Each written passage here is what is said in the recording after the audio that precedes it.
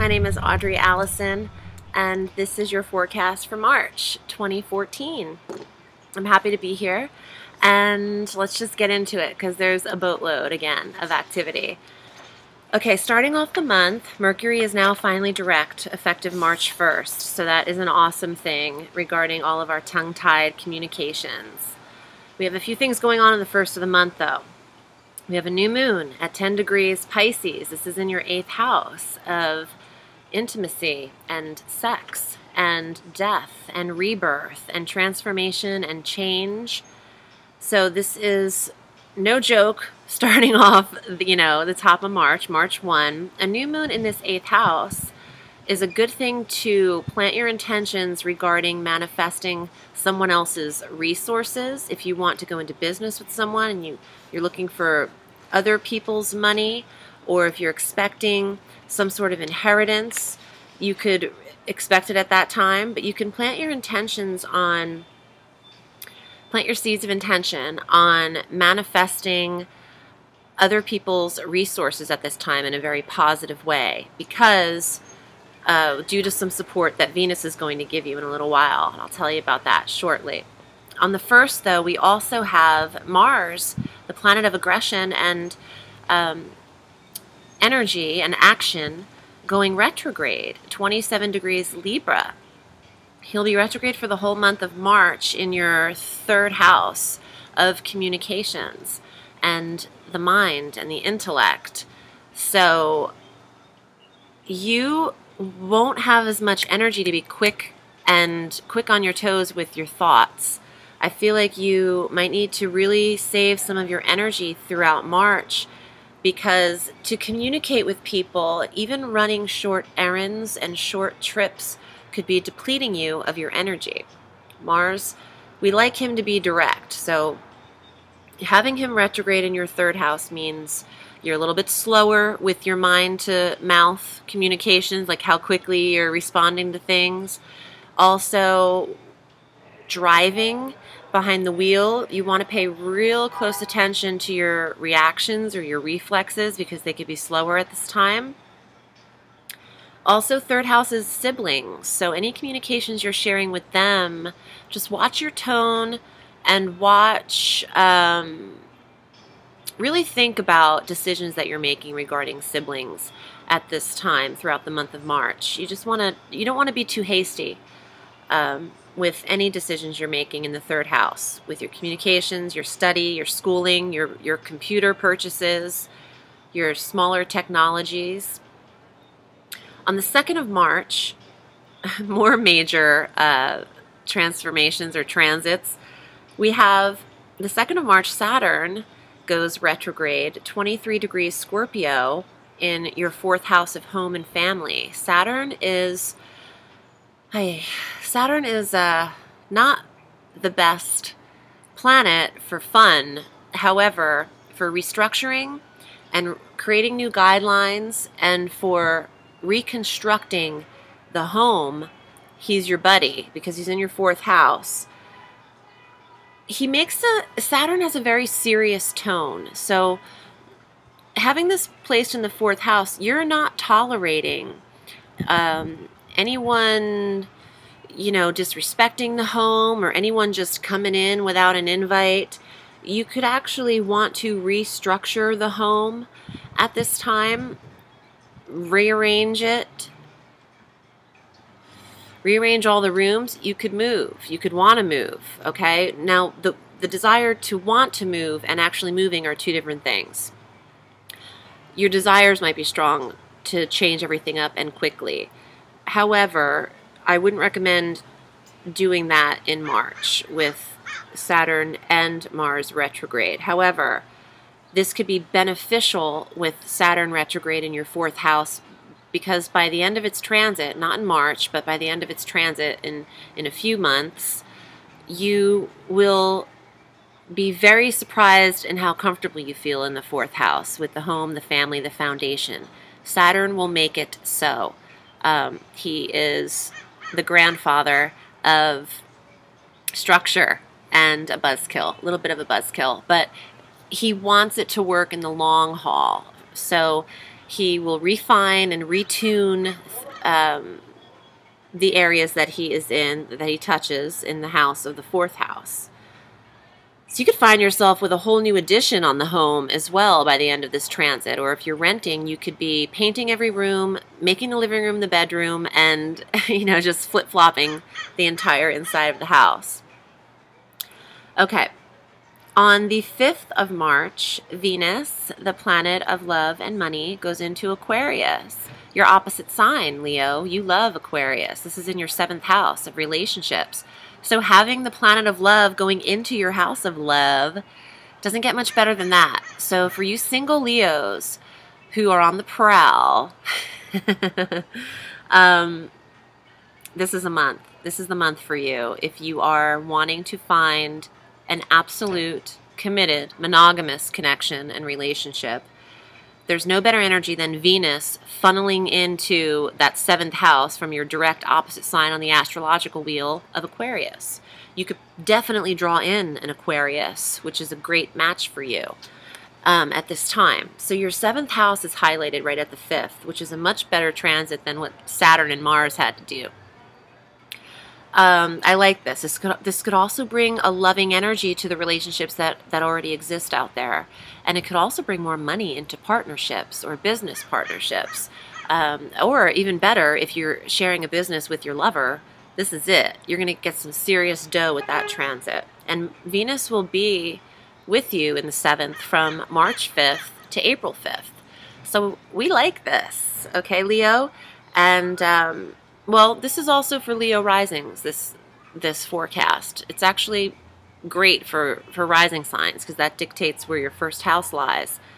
But for Leo suns and Leo risings, this is great energy with Venus going into Aquarius on the 5th. Okay, on the 6th, Jupiter goes direct. This planet has been stationed in Cancer since last July, and he's continued to stay stationed in Cancer. At 10 degrees Cancer, he'll go direct on the 6th. This is in your 12th house, so your very spiritual psychic self has been illuminated at this time. And Leo, you're such an extrovert that you might be like, what is up with this 12th house? Why am I constantly thinking about the creative mysteries of life and philosophical, or not philosophical, spiritual, psychic, quiet, mysterious endeavors? You know, your mind is active in the 12th house, and with Jupiter, the planet of luck, there you could find that and luck and expansion and growth, that this 12th house is expanding for you, for your thoughts and how you're feeling about spirituality and how in touch you are with your own quiet psychic self. That's still developing big time, and will be doing so until July, and then Jupiter goes into your sign of the first house, which will be freaking amazing because he'll be there for a year and 2 months.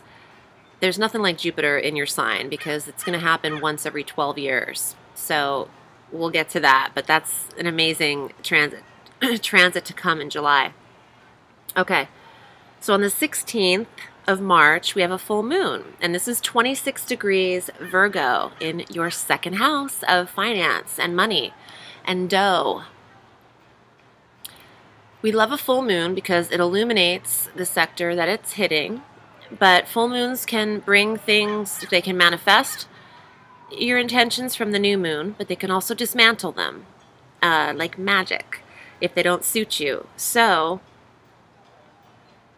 your 2nd house of money. The new moon of the 8th on the 1st could have had you thinking about, you know, other people's resources or how to get investors or receive that inheritance. But now the full moon is in your 2nd house of finances and personal resources. So, I mean, both of your money sectors are hitting big time in the month of March, which is super positive. But the dismantling aspect of the full moon could mean that you're not saving enough, or the goals that you wanted to have happen with your money don't come to fruition because the full moon can dismantle it. So what you want to do, but there's some support following this shortly, and I'll explain that. But what you'd like to do is depend on yourself, okay? The 8th house is other people's money, but make sure you're aligned, okay? Make sure you're doing everything you can do to save before you're expecting it from others first. However, here's some support. Mercury is going into this 8th house because Mercury goes into Pisces on the 17th of March, which is going to bring support to other people's reserves again. It's a good month financially for you, Leo. You've got so much 8th and 2nd house activity that I'm comfortable saying whether it's your money or someone else's, you're receiving, okay? You're at the receiving end of this. And Mercury is the planet of communications going into this 8th, so you're more able to talk and you're making more sense to people and you're more able to communicate about what it is that you truly desire. On the 20th of March, the sun goes into Aries like it does every March, and this you love because Aries is a brother fire sign, your cousin sign. And this is in your 9th house of faraway places and overseas travel and philosophies and religions and adventure. So I love that. I love the sun going into another fire sign for you because with all of these massive retrogrades, you could be feeling a little bit drained or a little bit like, where's my party? You know, this is this is kind of a buzzkill. The 9th house being shined upon at the 20th on to the end also goes through April, but that will be feeling very comfortable for you and a lot warmer. And on the 30th, we have a new moon in this 9th house as well, 9 degrees Aries in your 9th house. So we love that. We have the moon and the sun at the end of the month going into this sector of faraway places and exotic locales. And you could be planning and going places at that time because Mercury will be direct and you have all the planetary support you need for that. Let me pull some cards for you too, Leo, to see what they have to say regarding your month of March.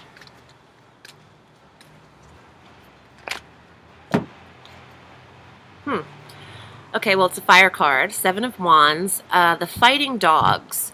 You don't want to get, this is competition, argument, aggression, and this is regarding Mars. Because of the fire in this card, and you're the fire sign, with Mars retrograde, in the 3rd house, you don't want to get into any squabbles or banter regarding communications or fights or verbal arguments.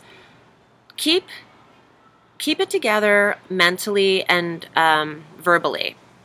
If you have to think, argumentative things, keep them to yourself. It's better not to really express them with Mars retrograde in your 3rd until, just don't be hasty because that will backfire on you if you're just too quick with your words. Normally I'd say it's okay to be quick with your words, but you want to let things resonate for the month of March. Ooh, another one. Fire. That's what's up with Leo, man. You're on fire. 9 of Wands, okay? Burning with passion, sacrifice, obsession. Normally this would be about relationships. When I read for clients, this normally is about relationships, but I'm actually thinking this is about these resources, the 8th house and the 2nd house. You might have to save, make some sacrifices in order to receive this reward of finance and redemption and retribution. Also, you could be very passionate about this at this time, your 8th and 2nd house, because they're really highlighted throughout the month. There's dabblings in all the houses throughout the month, but I really think for Leos, it's a positive, resourceful month in regards to the money sectors. Well, Leo, thank you so much for watching, and I will see you next month. My name is Audrey Alison. You can find me at audreyallison.com for readings, and Facebook at Audrey Alison Astrology and Tarot. Have a sweet day, and I'll see you next month. Bye.